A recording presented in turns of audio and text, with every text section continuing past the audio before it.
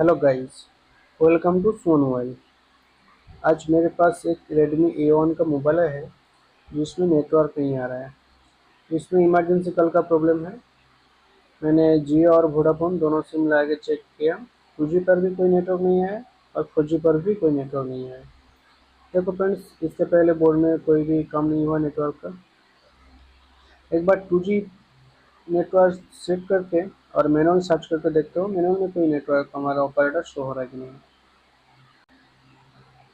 देखो friends, only Airtel 2G show हो रहा है, लेकिन हमारा तो वोडाफोन सिम है।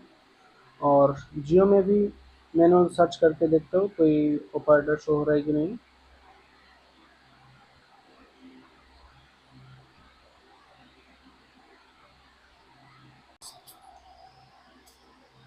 देखो, ओनली एयरटेल 4G और एयरटेल 2G शो हो रहा है और कोई भी ऑपरेटर नहीं शो हो रहा है। तो ये जो प्रॉब्लम, ये शायद एंटेना का प्रॉब्लम या 4G के भी प्रॉब्लम हो सकता है। और अगर आपके पास कोई नेटवर्क प्रॉब्लम से कोई मोबाइल आया तो फर्स्ट मैनुअल सर्च करके देखना पड़ेगा। इससे क्या होगा, कुछ आइडिया लग जाएगा प्रॉब्लम कहाँ से है। अगर मैनुअल सर्च में कोई नेटवर्क शो नहीं कर रहा है और सर्च भी नहीं हो रहा है तो उस कंडीशन पे हमारा WTR या RFIC जो लगा हुआ रहता है उसका प्रॉब्लम हो सकता है। देखो फ्रेंड्स, यह में बोर्ड में दो कैपेसिटर मिसिंग है और एक DRX एंटेना स्विचर जो रहता है, छोटा सा एक IC 10 लेग का, वो भी मिसिंग है। शायद फ़ोन हाथ से गिर गया था कस्टमर के, इसलिए ये IC उखड़ गया। तो फर्स्ट हमको IC लगाना पड़ेगा और जो दो कैपेसिटर है वो भी लगाना पड़ेगा। ये जो IC है, ये एंटेना DRX एंटेना स्विच के लिए काम करता है। देखो फ्रेंड्स, बोर्नियो में एक बार देखा देते हो। देखो, यहाँ पे दो कैपेसिटर और एक DRX एंटेना स्विचर जो है वो मिसिंग है। तो इसको पहले तो लगाना पड़ेगा, क्योंकि हमारा जो फ़ोन में जो फ्रीक्वेंसी मिलता है वो फ्रीक्वेंसी इस एंटेना हुए, ये जो स्विच रहता है इससे फिल्टर होके हमारा नेटवर्क RFIC के पास जाता है। तो चलिए, एंटेना स्विचर को और दो कैपेसिटर जो मिसिंग है उसको ला के चेक करता हूँ हमारा नेटवर्क प्रॉब्लम सॉल्व होता है कि नहीं।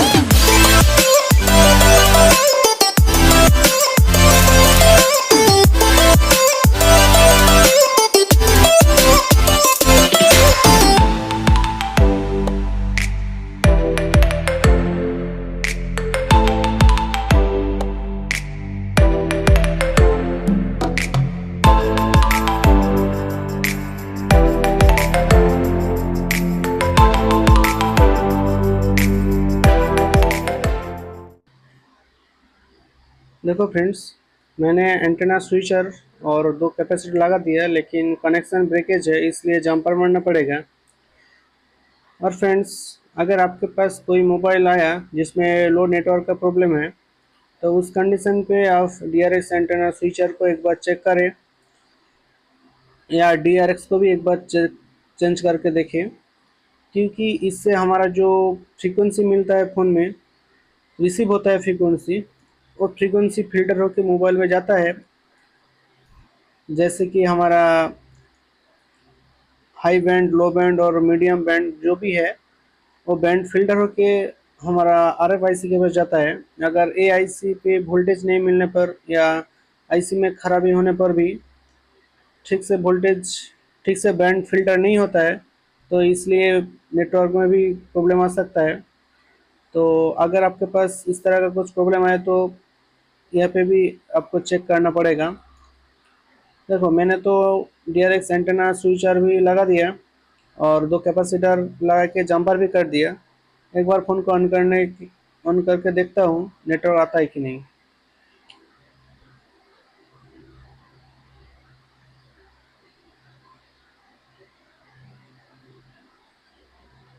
देखो फ्रेंड्स, फ़ोन में कोई भी नेटवर्क अभी तक नहीं आया हमारे पास।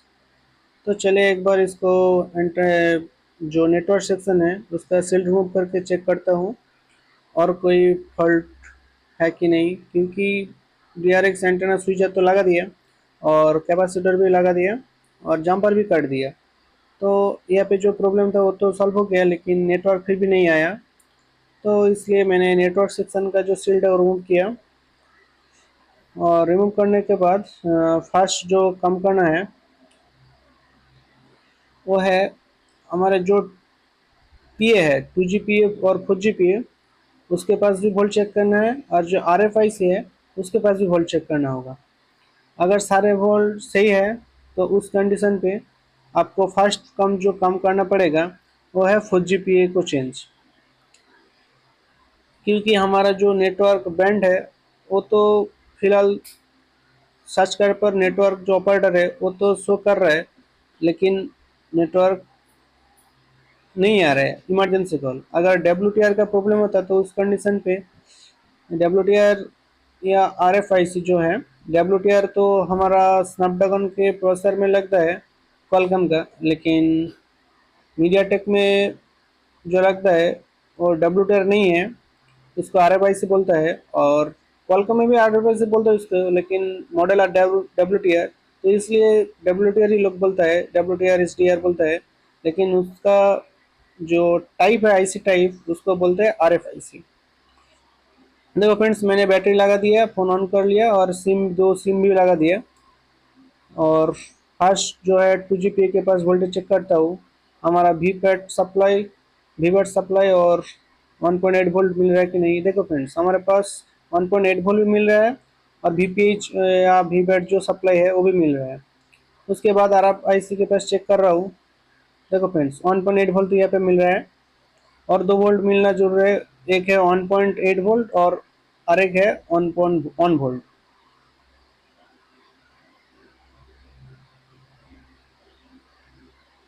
देखो 1.2 वोल्ट तो मिल रहा है और एक 1 वोल्ट के आसपास मिलना चाहिए।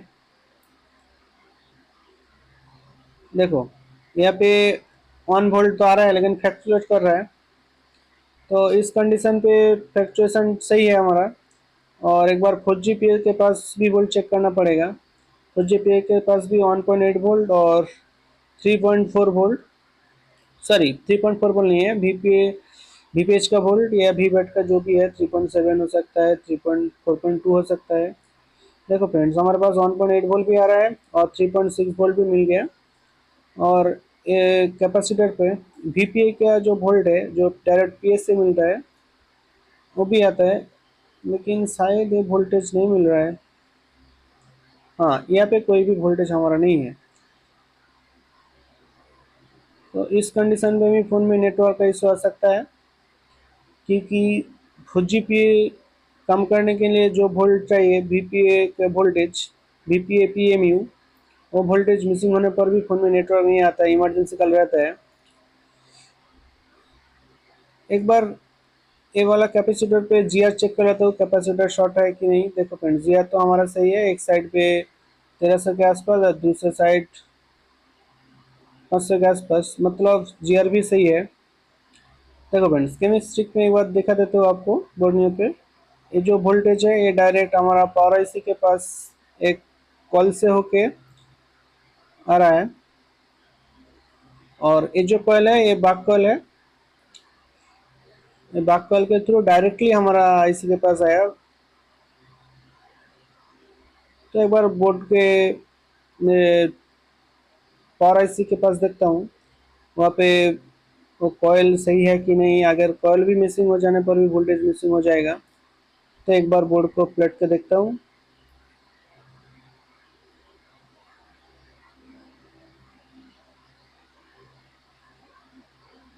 देखो फ्रेंड्स, फोन पे इसके पहले कोई भी काम नहीं हुआ। फ्रेंड्स और एक बात देखो, यहाँ पे जहाँ पे VPA का कॉयल है वहाँ पे जो शील्ड है थोड़ा टेढ़ा है, मतलब फ़ोन गिर गया था इसलिए फ़ोन में प्रॉब्लम आया। देखो फ्रेंड्स, यहाँ पे थोड़ा शील्ड डैमेज हुआ है। और ये वाला जो कॉयल है ये हमारा VPA का कॉयल है। तो एक कॉयल में वोल्टेज मिल रहा है कि नहीं फर्स्ट वो चेक करना पड़ेगा, और कॉयल का भी GR भी चेक करना होगा, कॉयल सही है कि नहीं।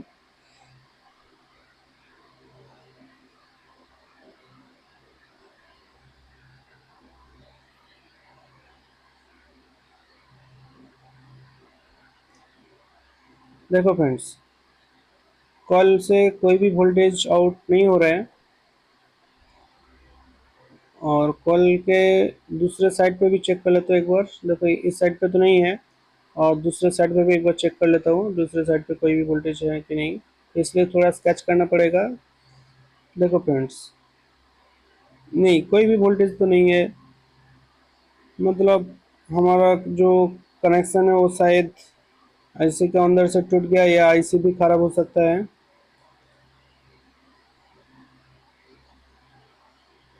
कोई भी वोल्टेज नहीं मिल रहा है। देखो फ्रेंड्स, कोई भी वोल्टेज नहीं है।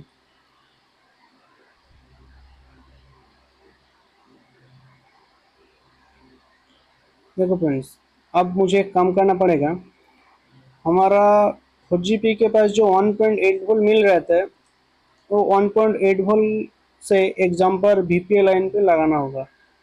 इससे क्या होगा, हमारा जो VPA का जो वोल्ट है वो आईसी को मिल जाएगा। तो उस कंडीशन पे हमारा फ़ोन में नेटवर्क आ जाएगा।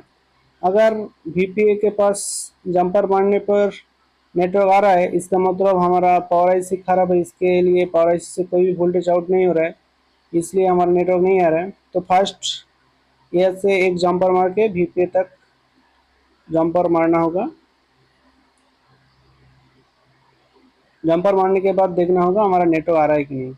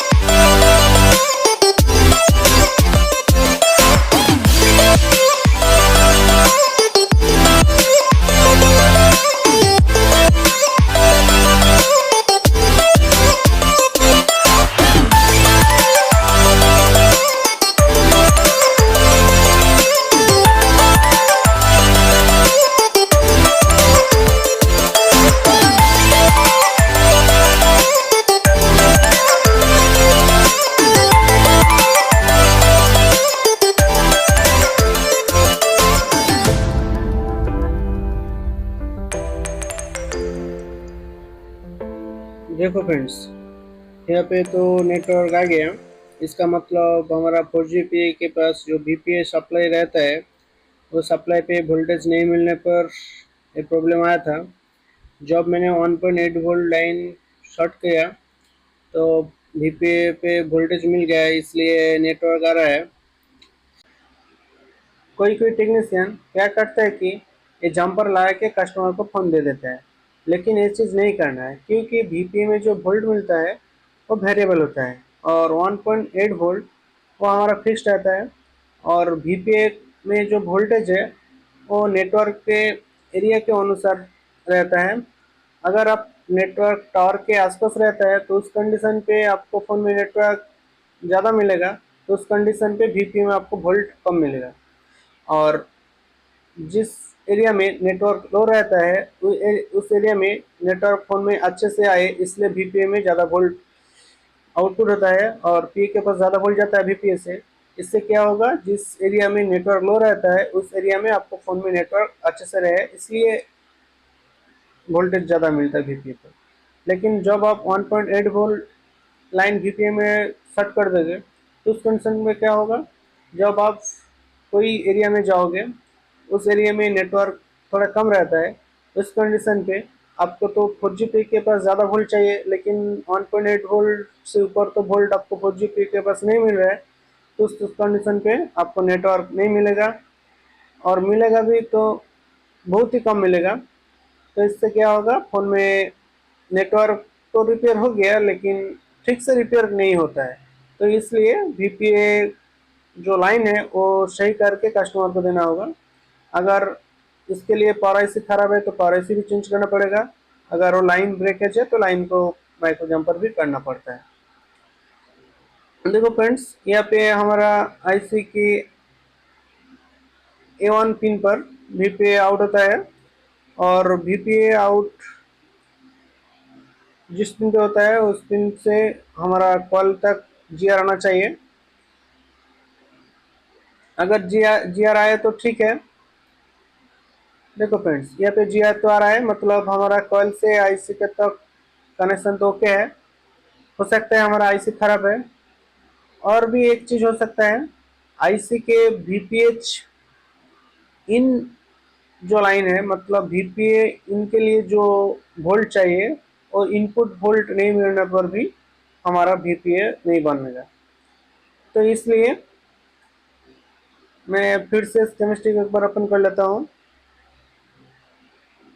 देखो फ्रेंड्स, यहाँ पे मैंने MT6357 CRB का केमिस्ट्री ओपन किया। यहाँ पे देखो वीपीए इन का एक लाइन है और वीपीए इन ग्राउंड का भी एक लाइन है। तो ये दो लाइन आपको चेक करना पड़ेगा, ये लाइन पे जीआर आ रहा है कि नहीं, क्योंकि इस लाइन पे वोल्टेज नहीं मिलने पर वीपीए पे कोई भी वोल्टेज आउटपुट नहीं होगा, और ग्राउंड भी हमारा मिस हो जाएगा तो फिर भी वीपीए में कोई भी वोल्ट आउट नहीं होगा।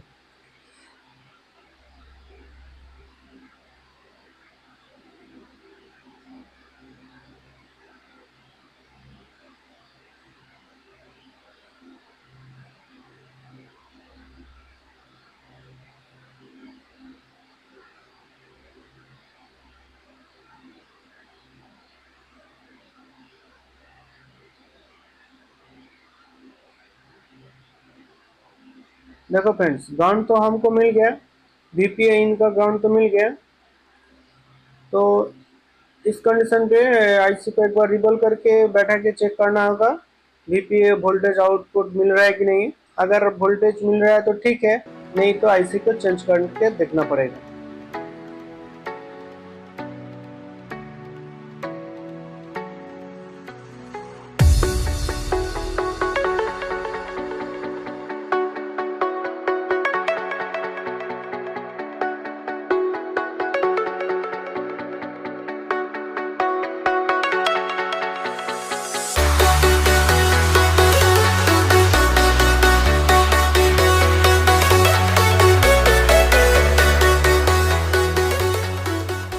देखो हमारा आईसी भी प्रॉपर्ली इंस्टॉल हो गया।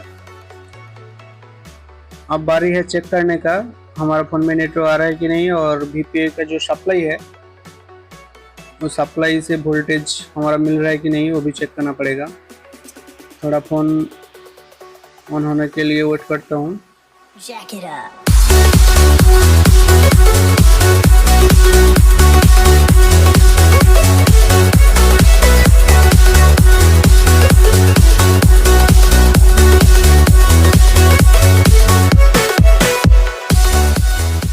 मैं जितना हूँ माइक्रोस्कोप पे दिखाने की कोशिश कर रहा हूँ, क्योंकि वीडियो में कोई भी कट नहीं लगाया, थोड़ा फास्ट के वीडियो। देखो फ्रेंड्स, यहाँ पे वीपीए में 2 वोल्ट के आसपास वोल्ट मिल रहा है, मतलब हमारा आईसी रिवॉल्विंग करने पे प्रॉब्लम सॉल्व हो गया। देखो फ्रेंड्स, नेटवर्क भी हमारा आ गया।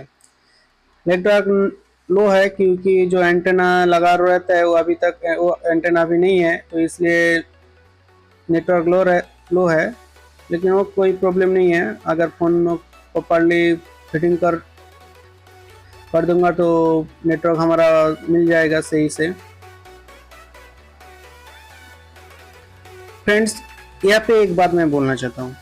देखो फ्रेंड्स, जब मैं 1.8 वोल्ट से VPA लाइन को शॉर्ट किया, उस टाइम जब मैं ट्विजर से एंटेना को शॉर्ट किया उस टाइम भी नेटवर्क आया, उसके पहले नेटवर्क नहीं आ रहा था। लेकिन इस बार आप देखा, मैंने ट्विजर पे नहीं सेट किया फिर भी नेटवर्क आया, क्योंकि VPA में जो वोल्ट है वो 2 वोल्ट मिल रहा है, 2.7 वोल्ट शायद मिल रहा था फोन में। VPA का जो काम है वो यही रहता है कि जब अगर नेटवर्क लो आ रहा है तो उस कंडीशन पे आईसी में ज़्यादा वोल्ट जाएगा, इसलिए ज़्यादा वोल्ट जाएगा तो उस कंडीशन पे नेटवर्क ठीक से मिले, इसलिए आईसी में ज़्यादा वोल्ट देना पड़ता है। इसलिए VPA लाइन को इंट्रोड्यूस किया फोन्स में। अगर कोई एरिया में नेटवर्क लो है तो उस कंडीशन पे फ़ोन में नेटवर्क सही पकड़ ले, इसलिए ज़्यादा वोल्ट देना पड़ता है, इसलिए VPA लाइन को इंट्रोड्यूस किया। जब मैंने 1.8 वोल्ट से वो लाइन सेट किया तो उस टाइम पे क्या हुआ था, हमारा जो VPA वोल्ट है 1.8 वोल्ट है उसके ऊपर तो नहीं गया, इसलिए फ़ोन में आईसी में जितना वोल्ट चाहिए लो नेटवर्क एरिया में नेटवर्क सर्च करने में वो नहीं मिल रहा था। इस कंडीशन पे नेटवर्क हमको नहीं मिल रहा था, तो ट्विजर से सर्च करने पर नेटवर्क आया। देखो फ्रेंड्स, फ़ोन को मैंने प्रॉपर्ली फिटिंग कर दिया और इस बार 2 सिम ला के चेक कर लेता हूँ हमारा नेटवर्क प्रॉपर्ली मिल रहा है कि नहीं।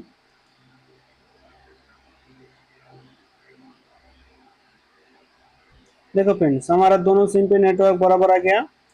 मैं एक कॉल ला के भी चेक कर लेता हूँ कोई तरह का कोई दिक्कत आ रहा है कि नहीं। 2 सिम लगा है, वोडाफोन और जियो, दोनों में नेटवर्क सही आ रहा है। देखो फ्रेंड्स, देखो यहाँ पे दोनों में वोल्टेज भी आ गया और नेटवर्क भी सही आ रहा है। माना कि यहाँ पे थोड़ा नेटवर्क का कम रहता है वोडाफोन और जियो में, एयरटेल में फुल रहता है, लेकिन एयरटेल सिम मैंने नहीं लगाया।